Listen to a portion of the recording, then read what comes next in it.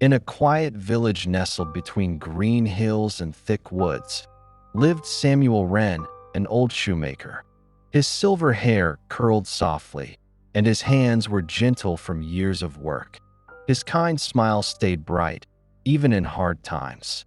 His small shop near the town square had a worn wooden sign, "Wren's Shoes, crafted with care." Samuel had little money and often went without, but he was rich in kindness.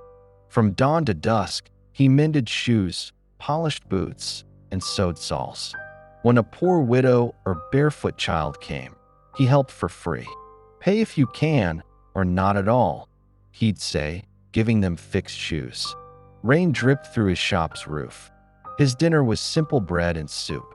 At night, when the village slept, Samuel knelt by his bed with a candle. "Thank you, God, for hands to serve," he prayed. "I need no wealth, just ways to do good." He'd blow out the candle and sleep. One winter night, a wild wind sneaked through the shop's cracks. The fading fire flared with golden light. A tall, silent shadow entered, quiet as falling snow. It leaned over Samuel's workbench and unwrapped a velvet cloth, revealing shoes of pure gold, not painted, but real, gleaming gold. Samuel slept on. At dawn, Samuel woke and rubbed his eyes. On his bench sat the golden shoes, shining brightly. "What's this?" he whispered, staring in awe. They were real. Beside them was a fine note, faintly scented with lavender. To the shoemaker with a golden heart, it read, "Kindness always returns." Samuel read it repeatedly. He checked every corner of his shop, but found no one. Word spread fast in the village. Some called it magic. Others said an angel left them. A few thought a hidden nobleman was behind it. No one knew, but all agreed Samuel's kind heart deserved it. The golden shoes changed everything. Samuel sold them fairly and fixed his leaky roof. He bought new tools and took in a young orphan, Luke, who once came barefoot to his door. Luke learned the trade, sweeping floors and stitching leather.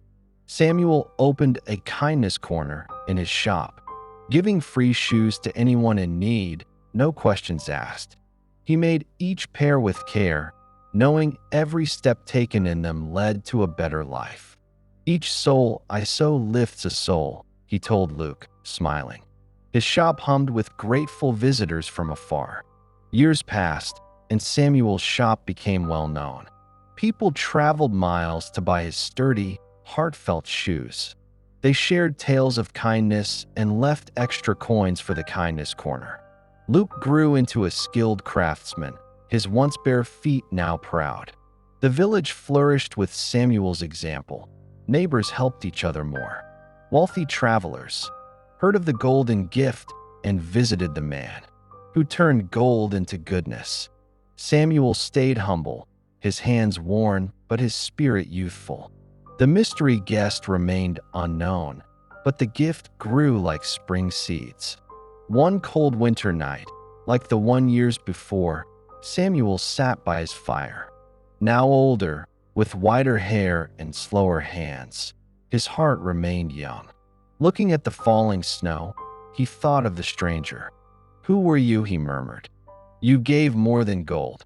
You let me keep giving and see kindness spread." He smiled softly. Luke brought hot tea, now a partner in the shop. "Master, your light guides us," he said. Samuel's eyes twinkled. Samuel gave all he had and gained more than he imagined. The note was right.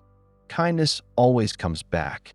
His shop became a beacon, showing small acts create big change. Barefoot children walked proudly. Widows smiled again. Luke carried on the trade of heart.